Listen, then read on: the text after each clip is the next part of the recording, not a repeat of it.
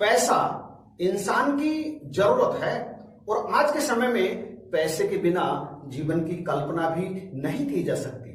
और पैसा कमाना कोई गलत बात तो है नहीं, पैसा खूब कमाना चाहिए। अपने घर में तमाम भौतिक सुख के साधनों को लाने के लिए, उपलब्ध करने के लिए पैसे की आवश्यकता होती है और बच्चों को अच्छी शिक्षा देने के लिए, अपने परिवार को मेंटेन रखने के लिए भी धन की आवश्यकता होती है। परंतु ध्यान रहे, पैसे के चक्कर में आप अपनी भूख को, कमाने की भूख को इतनी प्रबल मत कर लेना कि आप पैसा कमाने के चक्कर में अपने परिवार को, पत्नी को, बच्चों को, अपने माता पिता को समय देना ही बंद कर दें। कहीं ऐसा ना हो कि पैसा कमाते कमाते ऐसा समय आ जाए कि पैसा तो आपके पास बहुत हो लेकिन पैसे का उपयोग करने वाले आपसे दूर चले जाएं। एक आम संसारी व्यक्ति की तो बात छोड़िए, एक गुरसिख भी भौतिकता की अंधी दौड़ में आज इतनी तेजी से दौड़ने लगा है कि स्वयं सतगुरु को कहना पड़ा कि मुझे सहनसा जी वाला युग चाहिए। हाँ, सतगुरु बाबा हरदेव सिंह जी महाराज ने ये बात कही थी। तो कैसा था सहनसा जी वाला युग? और युग दृष्टा बाबा हरदेव सिंह जी महाराज को अपने युग में सहनसा जी वाले युग को लाने की बात क्यों कहनी पड़ी? आज के इस वीडियो में हम इसी टॉपिक पर चर्चा करेंगे। दास नरेश और आप देख रहे हैं यूट्यूब चैनल यही है सच। संत निरंकारी मिशन में 1943 से लेकर 1969 के बीच के समय को सहनसा जी वाला युग कहा गया है। दास ने वो युग देखा तो नहीं है परंतु सुना और पढ़ा बहुत है उस युग के बारे में। यह कि वह सत्यवचनी युग था। सत्य वचन कहना, सत्य वचन मानना और सत्य वचन का पालन करना।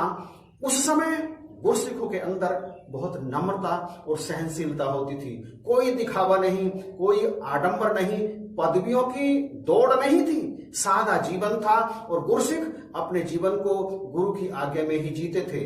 भक्त तो वह है जो भीतर और बाहर एक समान होता है। भक्त छल कपट से रहित जीवन। स्वयं सहनसा जी के शब्द सुनिए, ज्ञान का दाता सतगुरु होता है। सतगुरु जीवन जीने की जो जांच सिखाता है उस पर गुरसिख को चलना होता है। अगर कोई गुरसिख सतगुरु के वचनों का उल्लंघन करके मनमति से काम लेता है तो सेवा, सुमरन, सत्संग भी उसका पूरा सहारा नहीं बन पाते। गुरु मर्यादा का पालन किए बिना गुरसिख का लोक खुशियों से नहीं भर सकता। गुरु अगर कहता है कि मीठा बोलो, किसी से छल कपट न करो, किसी का हक न दबाओ, किसी का दिल न दुखाओ, तो जो गुरु के आदेशानुसार ऐसे कर्म करते हैं उनके जीवन में बाहर भी आती हैं और निखार भी, वे ही मुक्ति के हकदार भी बनते हैं। भक्त के लिए गुरु का वचन ही सर्वोपरि होता है। वह कभी भी किसी की निंदा, नफरत, चुगली नहीं करता। स्वयं सहनसा जी के शब्द सुनिए, यदि राम राम बाहे गुरु सतनाम कहना भक्ति नहीं तो केवल तू ही निरंकार करते रहना या आंखें बंद करके बैठना भी भक्ति नहीं, भुलावा मात्र है। भक्ति नौकरी को कहते हैं। जो संत जनों की सेवा करते हैं, संत जनों की कृपा दृष्टि ग्रहण करते हैं, वही भक्ति करते हैं। इस भक्ति के लिए कोई समय निश्चित नहीं है परंतु यह करनी पल पल है। श्वास श्वास इस अंग संग बसते निरंकार को हृदय में बसाना है। गुरु का काम है कहना और गुरसिख का काम है उसे सुनना और हूबहू अपने जीवन में उतारना। गुरसिख गुरु की सिखलाई को अपने जीवन में कुछ इस तरह उतारे कि वो उसके कर्मों में साफ स्पष्ट दृष्टिगोचर होनी चाहिए। और यदि ऐसा होता है तो फिर गुरसिख में और गुरु में भी कोई फर्क नहीं होता। सहनसा जी कहते हैं गुरु और निरंकार में कोई फर्क नहीं होता, दोनों एक ही होते हैं। इसी प्रकार गुरु और गुरसिख भी दो नहीं एक ही होते हैं। मुझे सहनसा जी वाला युग चाहिए। बात जब हरदिल अजीज सतगुरु बाबा हरदेव सिंह जी महाराज ने स्वयं कही तो ये बात तो निश्चित है कि उस युग में और इस युग में कुछ फर्क तो जरूर है। और यही बात बाबा जी के जाने के बाद माता सबिंदर हरदेव जी महाराज ने भी कही। बाबा जी हमसे शहंशाह जी वाला युग लाने की बात करते थे, इसलिए हमें अपना जीवन, अपना कर्म शहंशाह जी वाले युग की ओर मोड़ना होगा। यदि एक लाइन में कहें तो शहंशाह जी वाला युग सतवचन वाला युग था। हमारी आंखों पर अज्ञान का पर्दा पड़ा होने के कारण भले ही हमें उस युग में और इस युग में कोई फर्क नजर ना आए, परंतु फर्क तो था। हमें एनालाइज करना पड़ेगा कि क्या आज हमारी कथनी और करनी में फर्क आ गया है।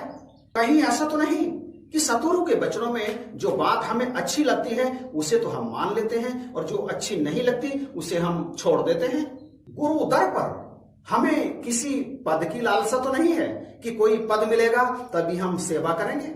गुरु ने हमसे अधिक सेवा लेने के लिए यदि कोई पद दे भी दिया है, मतलब यदि मुखी बना दिया है, कोई संयोजक या जोनल इंचार्ज बना दिया है, या उधर सेवा दल में शिक्षक बना दिया है, संचालक बना दिया है, क्षेत्रीय संचालक बना दिया है, तो कहीं ऐसा तो नहीं कि ये पद प्राप्त करके हम अपने आप को अधिकारी समझने लगे हों। कहीं ये पदवियां जो हमें साध संगत की सेवा के लिए सतगुरु ने दी है, ये प्राप्त करके हम अपने आप को साध संगत से ऊपर तो नहीं समझने लगे। पूर्ण सतगुरु के दर पर सर झुकाने को उपरांत आज भी कहीं हम कोई दिखावा तो नहीं करते, कोई घमंड तो नहीं है हमारे अंदर, रूप का, रंग का, जाति वर्ण अभिमान का, धन का, स्वास्थ्य का, किसी भी प्रकार का कोई सूक्ष्म सा अहंकार हमारे अंदर आज भी मौजूद तो नहीं है। सत्संगत हम माने या ना माने, भले ही हम कुछ भी सोचते रहें, लेकिन कहीं ना कहीं चाहे सूक्ष्म सा इनमें से कोई ना कोई दुर्गुण हमारे अंदर है जरूर मौजूद।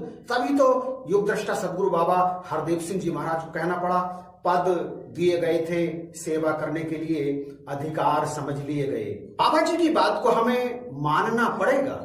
यदि लाना है वापस शहंशाह जी वाला युग तो चेंज तो करना पड़ेगा अपने अंदर और लाना पड़ेगा वही शहंशाह जी वाला सतवचनी युग, जिसमें प्रेम था, सौहार्द था, अपनापन था, भक्ति थी, सहनशीलता थी और एक दूसरे के लिए कुछ भी करने का जज्बा था। आडंबर नहीं था, दिखावा नहीं था, घृणा नहीं थी, नफरत नहीं थी, निंदा नहीं थी।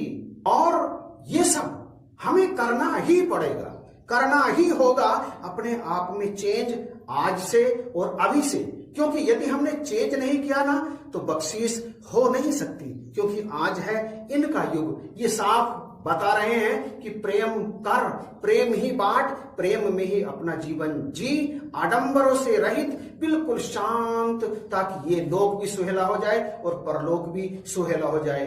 बख्शिश करो, कृपा करो। वीडियो यदि पसंद आया है ना तो लाइक और कमेंट जरूर कीजिएगा, इसे शेयर करना बिल्कुल भी मत भूलना। और इस चैनल को यदि अभी तक आपने सब्सक्राइब नहीं किया है तो प्लीज सब्सक्राइब करके बेल आइकन को प्रेस कर दीजिएगा, इसलिए ताकि आने वाले नए वीडियो की नोटिफिकेशन सबसे पहले आपको प्राप्त हो। इन्हीं शब्दों के साथ जय हिंद, जय भारत।